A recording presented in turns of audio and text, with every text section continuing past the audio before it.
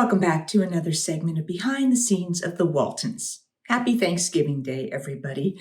Today I'm going to cover one of our reunion movies from the last set that we did. This one was first released in 1993, and this was A Walton Thanksgiving. If you're enjoying these, please do hit like and subscribe. This reunion movie was written by two of our producers who were writer-producers, Rod Peterson and Claire Whitaker. And it was directed by Harry Harris, who you have heard me mention. He directed many, many episodes of The Waltons over the seasons. A little background on how we came to do these last three reunion movies. Early in the 1990s, I think it was around 92, was when they opened the Walton Museum in Schuyler, Virginia, Earl Hamner's hometown. And we were absolutely astonished. The cast was all invited back for the opening of the museum. And this museum had once been the schoolhouse where Earl Hamner and his brothers and sisters went to school. It is right across the street from where the Hamner house is, where Earl and his brothers and sisters grew up. Economic times being tough in that area, someone decided that it might help bring some money into the community by opening this museum in tribute to the Hamner family and the success of the Waltons. So we went out there thinking, we're going to pay tribute and it'll be a lovely little visit. And we were astonished by the thousands of people who came for the opening of this museum. They clearly really got the word out somehow. And the traffic jams and everything, the logistics of all the people trying to get into this small, isolated area to celebrate it was so touching to all of us as the cast. I think everyone of the family made it except for Richard Thomas. And we all said a little something outside the museum. I felt like I was at a rock concert. We were having to try and get through the crowds to get to the little stage they'd put up outside. And we just all shared a few words about what the show had meant to us and then toured the museum. And they did a really beautiful job of recreating John Boy's bedroom and the living room and the kitchen and Godsy's store, and then just all of the different memorabilia that they had managed to collect and that members of the cast and Earl had contributed to the museum. I think that was also when the Walton Fan Club sort of was initiated, when Carolyn Grinnell was sort of tasked with creating this Walton Fan Club, which has continued to this day, as far as I know. Sadly, we lost Carolyn, but I think other people have kind of picked up the mantle of that. Over the years, we have had various different reunions at the museum as well. And because of the tremendous interest that was expressed over this weekend, I think prompted Earl to go back to CBS and Warner Brothers and talk about another reunion movie. And I think that was what prompted this first Walton Thanksgiving Reunion. The setting was 1963. John Boy is living in New York and serving as sort of a news anchor up there. He is a reporter, and he has started this relationship with Janet, with whom he is in love. Thanksgiving is approaching, and he is going to take Janet back to the mountain to meet his family. Meanwhile, Olivia is hoping to gather as much of the family as possible. We hear that Elizabeth is off in Europe someplace, and Mary Ellen has her own home, and she now has two children. I know there's been a question about what happened to John Curtis and who are these two new children, because in one of the earlier reunion movies, we were told that Mary Ellen couldn't have any more children. So the question becomes, are these biological children of hers and Jonesy's, or were they adopted? We never really say, but it's possible that advances in modern medicine made it safe for Mary Ellen to have more biological children. Either way, we have Clay and Katie, and we hear that Jonesy is off in a jungle somewhere in Vietnam, helping the locals learn how to care for their animals. So that explains Jonesy. We have Ben and Cindy, who are no longer living at the house, And we hear that they sadly, a year or two ago, lost their daughter, Virginia. It does not say how they lost her, how she died, but there is no talk of Charlie. That was raised as a question. Eric said he asked, and they said nobody will remember, and don't cause trouble. So Eric left it alone, and of course, all of you totally remember Charlie. And have said, what happened to Charlie? So we don't know what happened to Charlie. He was sadly forgotten. Aaron is now divorced from Paul Northridge and has 3 children that are being shared custody between her and Paul. So this Thanksgiving, the children are going to be with Paul. And we do see Aunt Rose come to take the children to Paul. And I guess we get the sense that Aunt Rose is serving as a nanny for the children while they're with Paul. So that's sweet to see.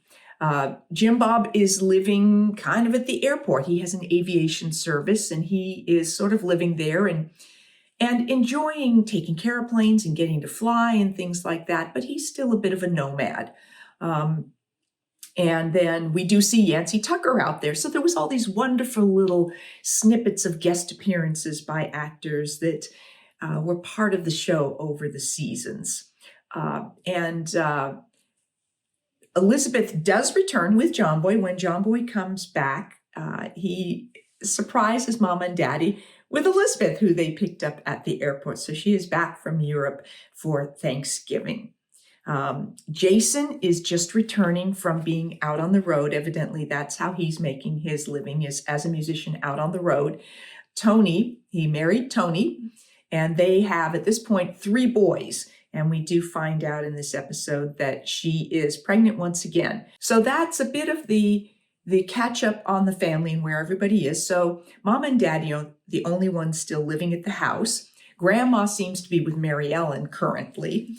And they're talking about how they're finally going to build that house up on the mountain, that this will be the last Thanksgiving that the family all spends together before John finally builds that house up on the mountain and they move there. In additional storylines, we do see Ike and Cora Beth, and she is very upset about Amy. She did not approve of the young man that Amy took up with, some ruffian that Ike points out. He's a mechanic and he was a Marine.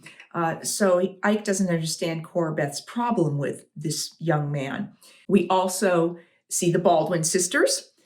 They are, as Thanksgiving approaches, they are bemoaning the fact that they are going to be expected at Octavia's, and they're trying to figure out if there's a way to get out of going, but they feel, in terms of their manners and the way they were brought up, that it would be rude and that they're obligated to go. Ben is still working with Daddy, as often happened over the seasons. Ben and John are butting heads. Ben wants John to upgrade things. The truck keeps breaking down, and so they're having trouble with deliveries, and Ben feels that they will never expand and never move past the point that they're at if they don't spend a little bit of money. But John doesn't want Ben telling him how to run the business, so they're butting heads.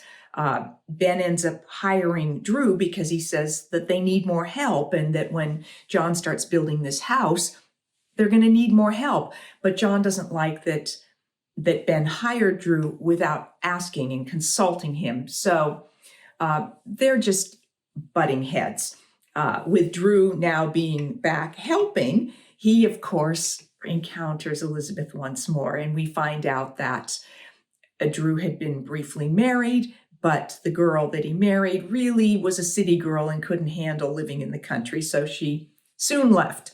So he's divorced, and we find out that Elizabeth thought she was engaged at one point, but he was more interested in someone else, and so they broke up. So you see that re-spark of attraction between the two of them, and they start to get to know each other again. Erin is working as a substitute teacher. She evidently did study education, And there is an assistant principal there who is attracted to her. However, he's married. We do find out that his wife is, he's sort of not really separated, but there's a problem between he and his wife. So although nothing happens between him and Aaron, they do set up the potential that this could have been a relationship going forward if he ended up divorcing his wife. But it's just a little moment for Aaron with that storyline. Some cute scenes along the way. At one point, the Baldwins are arrested because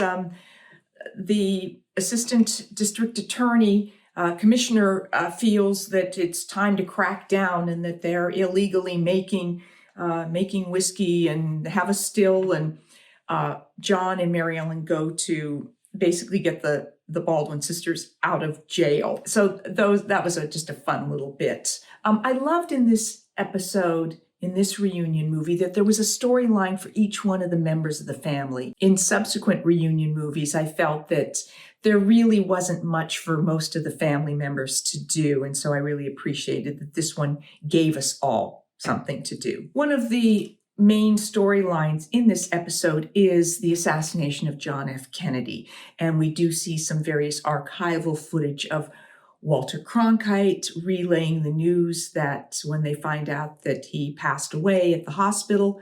We see archival footage of members of the family, John F. Kennedy, Jacqueline, the children. And I remember when we were filming that and supposed to be watching the TV, that many of us, the younger ones, the kids, even though we were now grown, were talking about, oh, who's that and what's that? And I believe it was Michael who wisely pointed out that at that point in time, we would have all recognized who the children were. We would have seen them in magazines, on TV. So that was a really important point for all of us to know and understand, that as we watch this, we would not have been wondering who these people were. So those were places where we were able to keep the historical accuracy intact. We all attend church after the assassination, and there we see the return of Peter Fox, in this case as Reverend Mosley. I don't know why they just didn't bring him back as Hank Buchanan, but I guess they felt that would have needed more of a storyline. I don't know. Or they forgot what his character's name was before. I don't know, but it was nice to have Peter Fox back in that little moment. We also, Elizabeth goes to church to pray at one point after the assassination, and Verdi is there.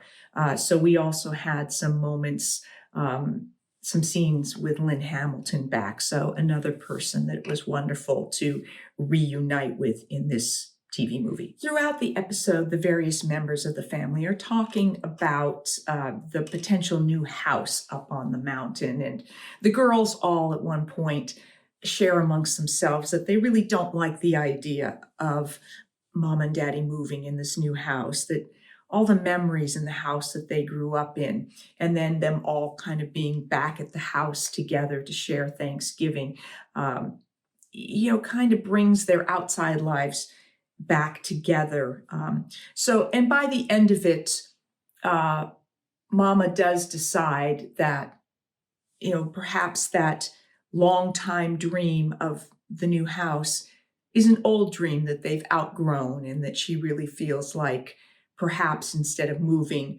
that they do some upgrades on the house that they're in, maybe get some new appliances, maybe fix some plumbing. And so we hear that they're going to be staying at the house.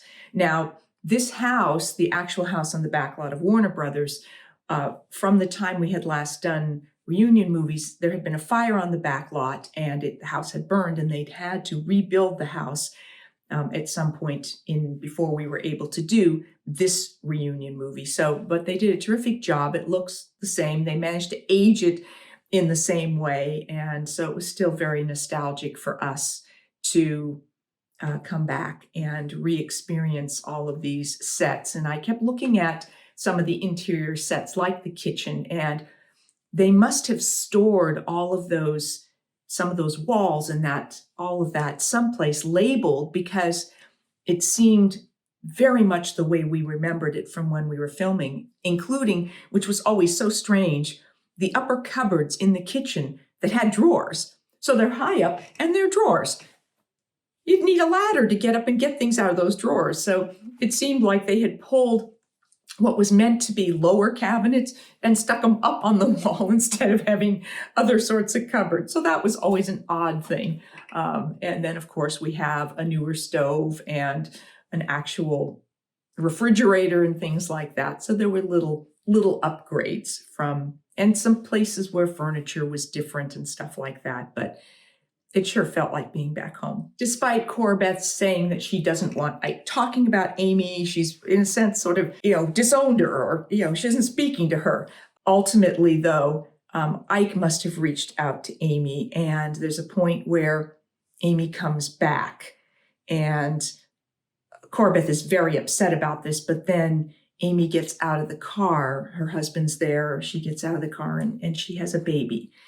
And of course, that just melts Corbeth's heart. And so we see this little family reunion. And in this case, it was Rachel Longacre back with us as Amy Godsey. John is very upset about this assistant district attorney who has had the Baldwins arrested, and he goes and he confronts him at one point. And the guy is running for office, for commissioner or something like that. And ultimately,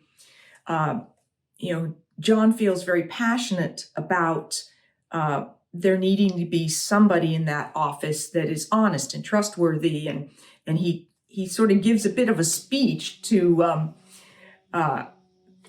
others about how he feels about all of this, and then ultimately decides that he's going to run for commissioner because he feels that it's important, and this sort of reflected real life because Ralph Waite had actually run for Congress a couple of times. He didn't win, sadly, either time, because I think he would have been a great representative.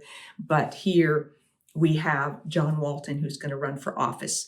And after Ben having basically quit and said, I'm done fighting with you and I'm just going to go do my own thing, Ben does come back, and the two of them resolve their differences. John has bought a new truck. It's a used, but a new truck for him, so that they don't have the same problem with the truck breaking down all the time. He's accepted Drew working for them, and he and Ben reconcile, and he says he's going to make Ben an official partner, and while he's going to be busy campaigning and hopefully holding office, that he will indeed need Ben. So a happy reconciliation there. We also felt Will Geer's presence throughout. There was a picture on the wall that people kept straightening, and when they were trying to make the final decision about the house, one of the things that Grandma said is that Grandpa's here. And so it's also decided that they're going to stay in the house. It's where Grandpa is. It's where Grandma wants to be. And that they're not ready for, to change things that impact all of those dynamics. The Thanksgiving turkey is all cooked, and we are bringing it to the table. Everyone is sitting down to eat and to celebrate this Thanksgiving all together. Then Jason returns to announce that he has sold a song that Elvis is going to record. So this is his big news that's going to allow him, if he can have more songs sold, that will allow him to make the money to be able to stay home more and not have to be on tour. So everyone's very happy about this. And John Boy, who had to go back to, I think, DC to be involved in the reporting regarding the Kennedy assassination, doesn't think he's going to make it back in time for Thanksgiving. But as we're all sitting around watching John Boy's Thanksgiving Day address to on the news, he kind of sneaks into the house and comes up behind where the whole group is. And so we're very happy to have him back. And I did note in the goodnights in this episode, several times when we saw the house in the evening, the only light that was on in the upper windows was the far right window. We're so used to seeing that house with the far left, which was John Boy's room. But in this case, because John Boy's not living there anymore, mostly we see the light to the far right, which was Mom and Daddy's room. So Janet and John Boy sit out on the front in the front yard, and as they listen to the goodnights in the house, and then John Boy announces that Janet asked him to marry her, and he has said yes. So that's our way of finding out that John Boy and Janet are engaged. As I mentioned, we had so many wonderful recurring characters that were back for this. Ike and Corbeth, Joe Conley, Ronnie Claire Edwards, Helen Klebe and Mary Jackson as the Baldwin sisters, Leslie Winston as Ben's wife Cindy, and then we had Tony Becker back as Drew, Peggy Ray as Rose, Lynn Hamilton as Verdi, Robert Donner as Yancey, Rachel Longacre as Amy, Peter Fox, in this case as Reverend Mosley, Kate McNeil played Janet, Stephen Culp played Jeff Delaney. Then we had Lisa Harrison back as Tony. James Karen was the assistant district attorney Al Sampson. Stanley Grover was Sheriff Walt Gilmore. Now, Walt Gilmore was the name of one of our assistant directors throughout a number of seasons on the Walton, so kind of a fun thing to have used his name. Another thing that I noticed in the credits was that Max Stein was credited as being our unit production manager and post-production manager. And I went, wait a minute, is that the same Max Stein? In The Homecoming, Max was an AD when we did that. So we had worked with him way back at the beginning in 1971. We used to call him Uncle Max. So it was great to have him back in the family for this reunion movie. Thank you for joining me on this Thanksgiving for this look back at our last Thanksgiving reunion movie. And I hope that you and your family are enjoying a warm, wonderful gathering of family, friends, loved ones. And may you have many things to be thankful for on this day, as I certainly am. I'm thankful for my own family and loved ones, and for my Walton family, who has been such a huge part of my life for all these years. So happy Thanksgiving, everyone. I will be back with more behind the scenes of the Waltons and Ask Judy very soon. Thanks for watching.